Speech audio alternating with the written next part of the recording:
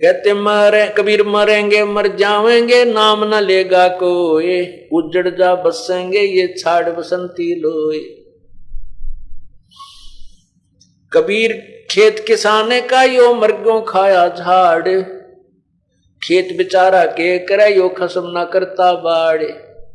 ये 5 मृग काम क्रोध मोह लोभ अहंकार रूपी जो मृग हैं, कहते हैं इस शरीर रूपी खेत को बर्बाद कर रहे हैं। और कहते हैं मृग तो खाएंगे भाई, ये प्राणी तो इनको खाएंगे खेत को, यदि धनी उसकी बाढ़ नहीं करेगा, उसकी कोई डिफेंस नहीं करेगा। तो फिर कहते हैं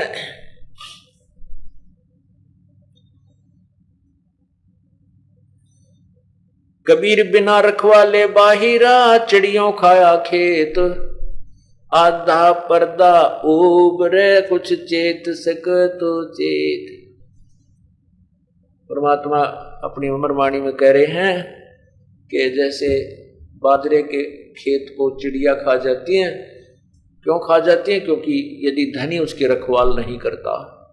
और कहते हैं अब तेरा आधा पर्दा जो बचा हुआ है, अब भी जाग जा, अब भी रखवाल कर ले, फिर भी कोई लाभ तुझे मिल जाएगा।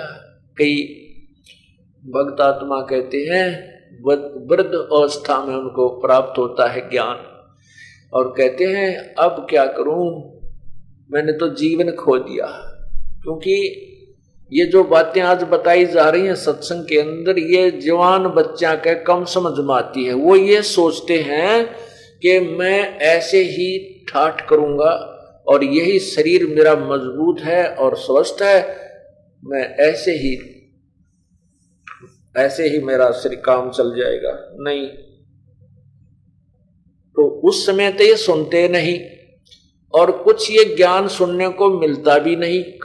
ऐसे जैसे हम भी गांव से मैं निवास करते थे, और हमारे माता पिता, दादाजी, दादी जी, चाचा चाची, जितने भी वहाँ कुल के परिवार के सदस्य देखे, कोई भी राम नाम का निर्णय नहीं, और ना ही कभी कहीं सत्संग की चर्चा की तरह राम नाम का जिक्र होया हो। कदे हमने सुना भी नहीं उनके मुंह तक काम की तरह सत्संग सुन गए थे या जाना चाहिए। ऐसा भी कमाल देखा हे भगवान की तो व्यवस्था। और कोई जैसे गांव में जैसे ये डफली पीटनी है, अपनी अपनी डफली बांध के कि तब बुढ़िया इकट्ठी होगी 10-20 सत्संग करेंगे, वो गा के गीत ज्ञात से बांट का प्रसाद चले जाते। उनको वो गांव नगर वाले पसंद नहीं करे थे कि ये तो सारे तक गलत काम करें, रात ने सारी रात भगवान के गीत गावें। कहते इससे ये कोई भक्ति नहीं है। तो जिस कारण से उनको पता नहीं लगता भक्ति का। अब जैसे ये दास के ऊपर मेहर हुई, परमात्मा का आदेश हुआ, गुरुदेव का हुक्म हुआ कि इस ज्ञान का प्रचार कर और उपदेश दे, तुझे आदेश दिया जाता है। फिर गांव गांव में, नगर नगर में जाकर के सत्संग प्रारंभ किए दास ने। एक बुजुर्ग, क्योंकि गांव में इन सत्संग को अच्छा नहीं मानते थे, तो जिस भी भक्त ने, जैसे एक परिवार में 4 भाई हैं, अलग अलग हो गए, तो उसमें से एक ने किसी रिश्तेदार के कहने थे या हमारे ज्ञान को अच्छी तरह समझने से पाठ करवाया, सत्संग करवाया। तो दूसरे निकट नहीं आते थे, दूर बैठे रहते थे, और इसको एक विशेष अनोखा सा काम मानते थे कि तो पाखंडी लोग आगे दिखे। क्योंकि जनता को इन पाखंडियों ने भी घना दुखी कर रखा है। और जब सच्चा कार्य, सच्चा ज्ञान शुरू होता है, सच्चा क्रियाक्रम शुरू होता है, तो उस पूर्व में हुए पाखंड के कारण उस सत्य को भी पाखंड ही कहा जाता है, गिना जाता है। तो ऐसे ये दास वहां पाठ किया करने गए, सत्संग किया रात्रि में। उनका जो पिताजी था जिसके हम सत्संग कर रहे थे, वो कम से कम 60-65 साल की उम्र का हो रहा था। वो हमारे पास नहीं आया, वो अपने चौबारे में अलग दूसरे बेटे के घर में ऊपर बैठ कर हुक्का पीवे, और उधर से हमने स्पीकर ला रखे, वो सत्संग भी सुना, देखेंगे ये पाखंडी क्या कहेंगे। तो उसने सत्संग सुना सारी रात उस दिन ऐसे ही। क्योंकि सत्संग तो एक ऐसी जड़ी है यदि कोई राम नाम का चाहने वाला है तुरंत काम करती है। उस बुजुर्ग ने वो सत्संग सुना।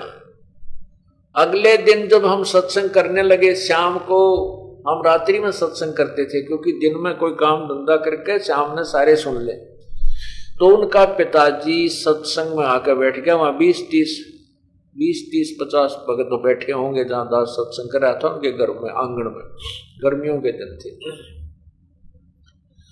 उसने फिर सत्संग सुना और सत्संग सुनने के बाद जो दूसरे गांव के थे वो तो चले गए भक्तजन, हम अपना अपनी कुछ काम लाग गए। वहां पाठ चल रहा था और मैं वहां बैठा था, 5-4 भगत हो रहे गिरो, बूढ़ा भी निकट से आकर बैठ गया। उसकी आंखों में पानी भराया।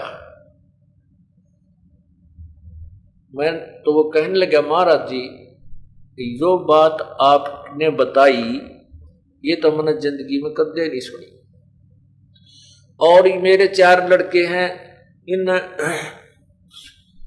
मैंने इतनी मेहनत की है, पशु भी थक जाते थे, मैं नहीं थकता था।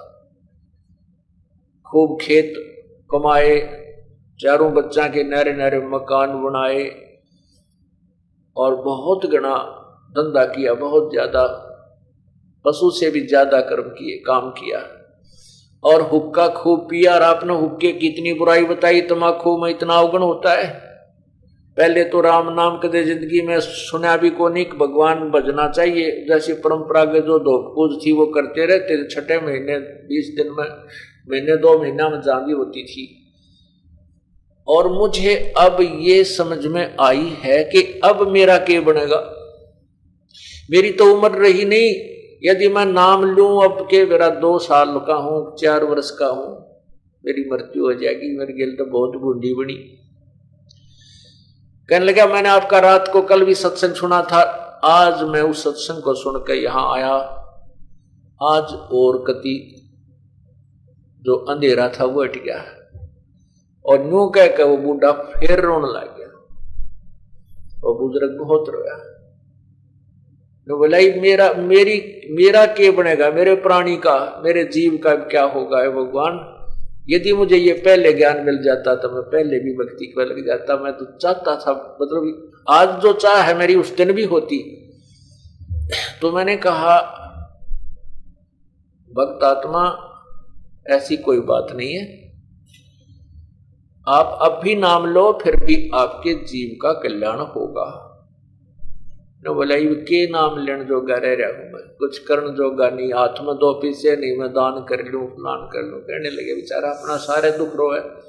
तो मैंने उसको समझाया कि जैसे कुएं में बाल्टी गिरती हो और वो रस्सी घिसटती जा रही है, घिसटती जा रही है, और उसको भाग दौड़ के और कोशिश करके यदि पकड़ ले और वो चाहे 1 फुट की शेष रहती हो, कुएं में जानते हैं, और वो भी अगर पकड़ी गई तो बाल्टी भी आ गई और पानी भी आ गया, कुछ भी ना गया।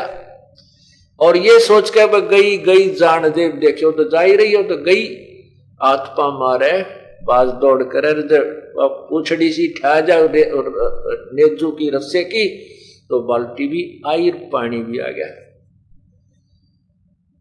तो इस बात ने सुनकर उसमें जान सी आ गई। ने बोला, सचमुच कुछ मेरा उद्धार होगा। मैं कहा, होया पड़ा है।